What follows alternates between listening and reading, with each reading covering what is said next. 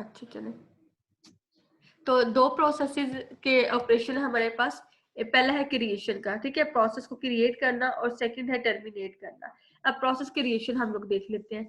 Parent process create child processes which in turn create their processes, forming a tree of process. ठीक है, जैसे मैंने आपको पहले बताया कि एक प्रोसेस है, अगर उसको नीड है और प्रोसेसेस की, तो वो आगे नए प्रोसेसेस उनको क्रिएट कर लेगा, उनको जनरेट कर लेगा।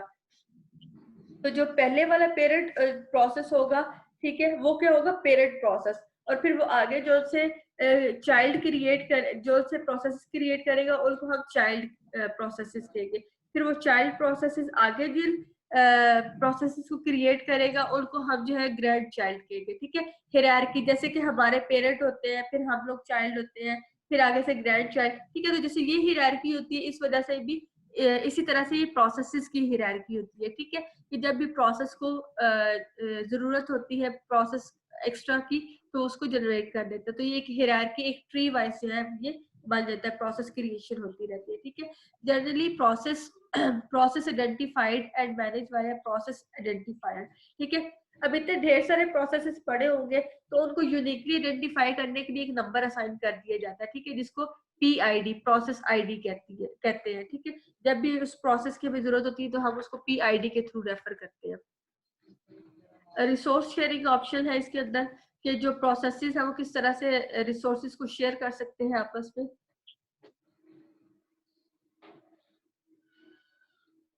जो फर्स्ट वन है वो है पेरेंट एंड चाइल्ड शेयर और रिसोर्सेज। आपके पेरेंट और चाइल्ड प्रोसेसेस जितने हैं, वो सारे रिसोर्सेज को या तो यूज कर ले, या तो child share subset of parent, या तो ऐसा हो सकता है कि चाइल्ड को जो है पूरी एक्सेस नहीं देगी, और चाइल्ड जो है चाइल्ड प्रोसेस जो है वो पेरेंट प्रोसेस के कुछ रिसोर्सेज को यूज कर सकता है, सारों को यूज नहीं कर सकता। ठीक है, subset of parent resources use कर सकता है, सारे यूज नहीं कर सकता।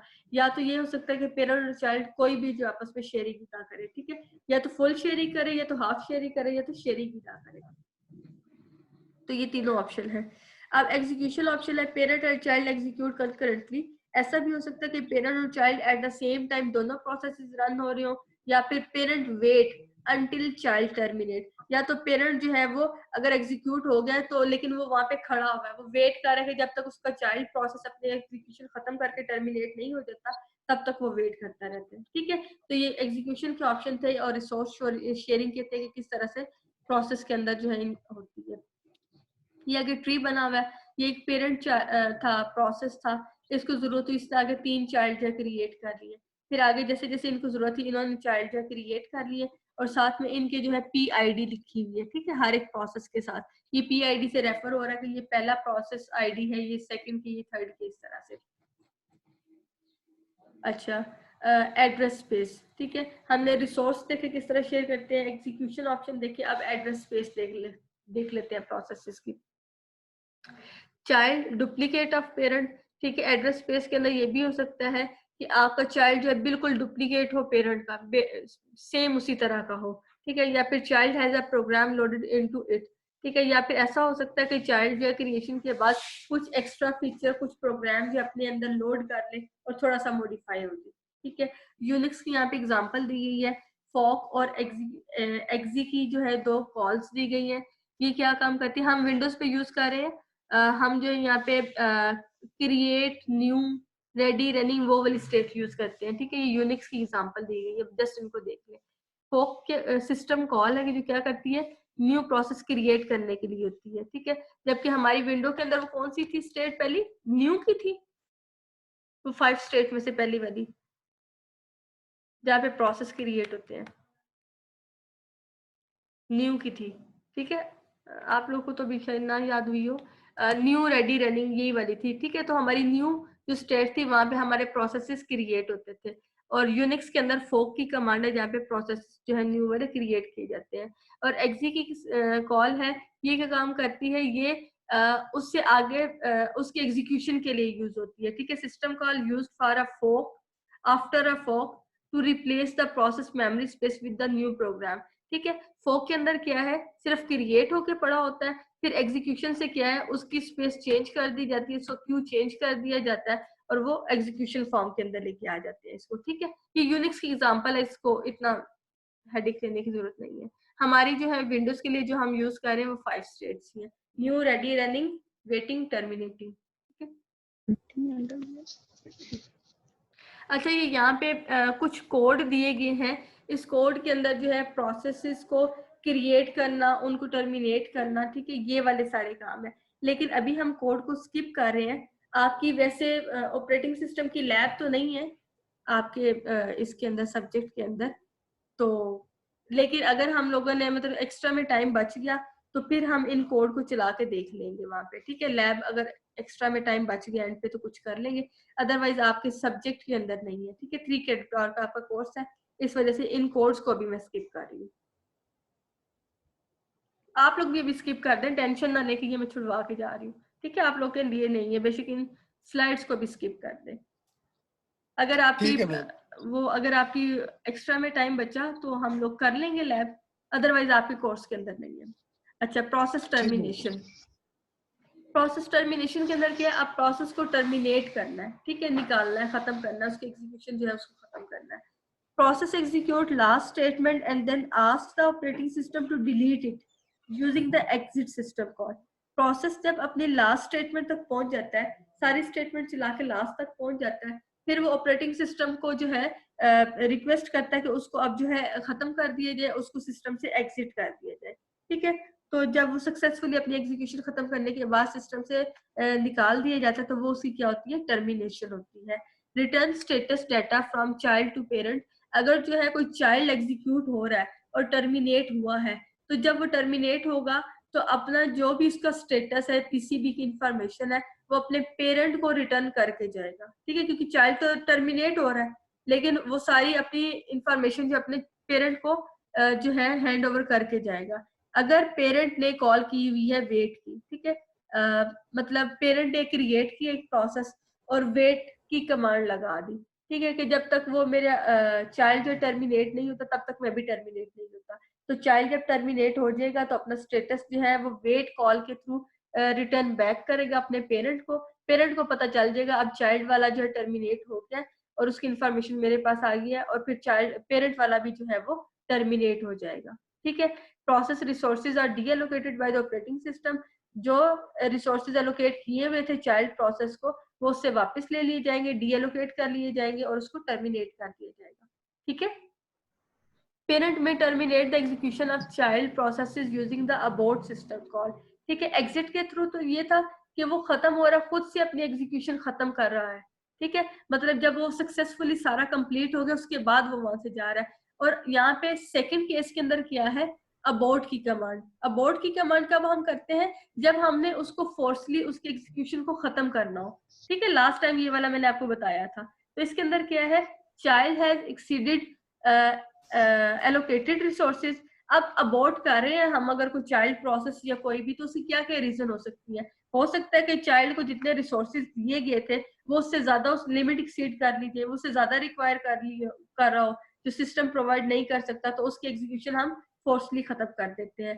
Task assigned to the child is no longer required, ठीक है। या फिर ये भी हो सकता है केस के चाइल्ड को जो से रिसोर्सेज चाइल्ड को जो सा टास्क जो है वो असाइन किया गया है, अब हमें उसकी जरूरत ही नहीं है, तो हम कहते हैं हम इस चाइल्ड को जो है खत्म कर देते हैं इस प्रोसेस को, ठीक है, कि हमें इसकी अब जरूरत नहीं है, हमारा वो काम हो गया। Next one is the parent is existing and the operating system does not allow a child to continue if its parent terminate. ऐसा भी हो सकता है कि पेरेंट जो है वेटिंग कॉल किए बगैर खुद से टर्मिनेट हो गया हो और पेरेंट वो जो चाइल्ड है वो ऐसे ही बैठा हो, तो उस केस के अंदर भी हम फिर उसको फोर्सफुली खत्म कर देते हैं, ठीक है। तो ये डिफरेंट केसेस थे कि जिस जिस केस के अंदर हम कॉल को प्रोसेस को जो है अबॉर्ट करते हैं या फिर सक्सेसफुली एग्जिट करते हैं, ठीक है। ये प्रोसेस टर्मिनेशन के अंदर आ रहा था। आगे है some operating system do not allow child to exist if its parent has terminated, ठीक है। ये वो लास्ट वाली स्टेटमेंट नहीं है, दोबारा से।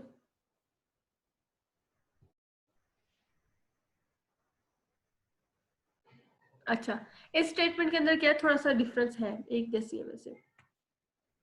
इसके अंदर क्या है कि ऐसा हो सकता है कि अगर प्रोसेस जो है एक टर्मिनेट हो गया, तो उसके जो हायरार्की के अंदर बाकी सारे चाइल्ड एग्जीक्यूट अभी हो रहे हैं, उनको भी साथ में टर्मिनेट कर दिया जाता है। ठीक है, उसी से मिलती जुलती है कि some operating system do not allow child to exist if its parent has terminate. ठीक है, काफी ऑपरेटिंग सिस्टम ऐसे हैं वो कहते हैं कि चाइल्ड को भी फिर खत्म कर दे, इसकी कॉल भी अबॉर्ट कर दे अगर उसके पेरेंट जो एग्जिस्ट नहीं कर रहे। ठीक है, if a process terminate then all its child must be terminated. ठीक है, कि अगर पेरेंट प्रोसेस टर्मिनेट हो गया तो उसकी चाइल्ड प्रोसेस सारे जो है वो टर्मिनेट कर दिए हो। ठीक है, इसको कैस्केडिंग टर्मिनेशन कहते हैं कि ऑल चाइल्ड, ग्रैंड चाइल्ड, वो सारे के सारे टर्मिनेट कर दिए। ठीक है, कि जो रूट वाला पेरेंट वाला जो है अगर वो टर्मिनेट हो गया तो उसके नीचे चाइल्ड, चाइल्ड के ग्रैंड चाइल्ड और फिर उनके ग्रैंड चाइल्ड में जितनी हायरार्की उन सबको जो फिनिश कर दिया जाए, वो सारे के कैस्केडिंग टर्मिनेशन। ठीक है, कैस्केड कहते हैं मिला के ज्यादा चीजों को, कैस्केडिंग टर्मिनेशन हो जाती है। और ये जो टर्मिनेशन है ये ऑपरेटिंग सिस्टम करता है खुद से। ठीक है, द पेरेंट प्रोसेस में wait for termination of a child process by using a wait system call. अच्छा,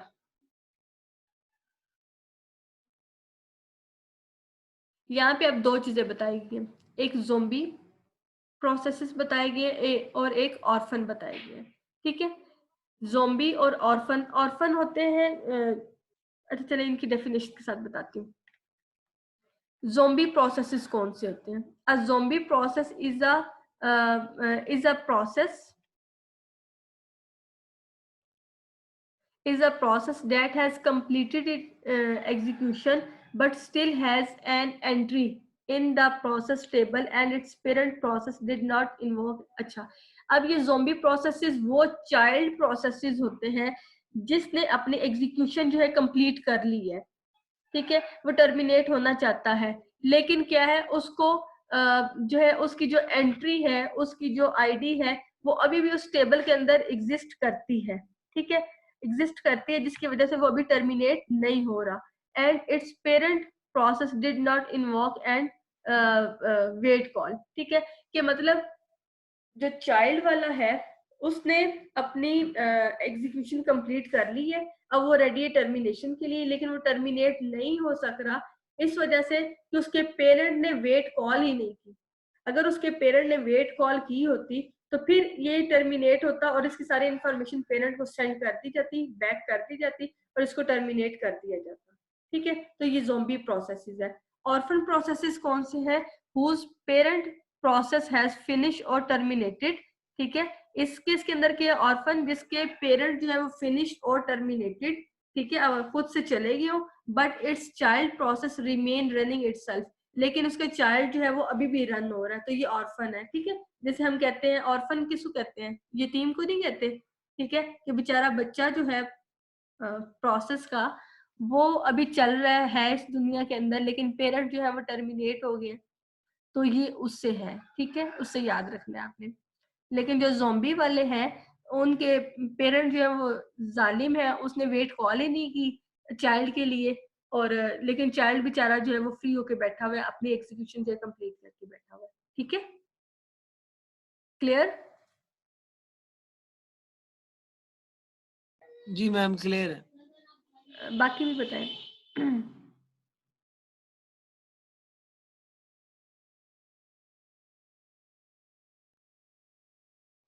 बाकी लोग माइक बंद करके सुकून से बैठे हुए। चलें ठीक है,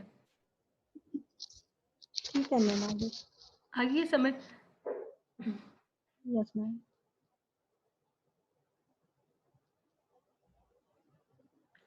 अच्छा अच्छा, टाइम तो हो गया आपका। जी क्या किया जाए? आगे है क्लास आपकी कोई? आगे तो अभी मेरी भी मैम, थी।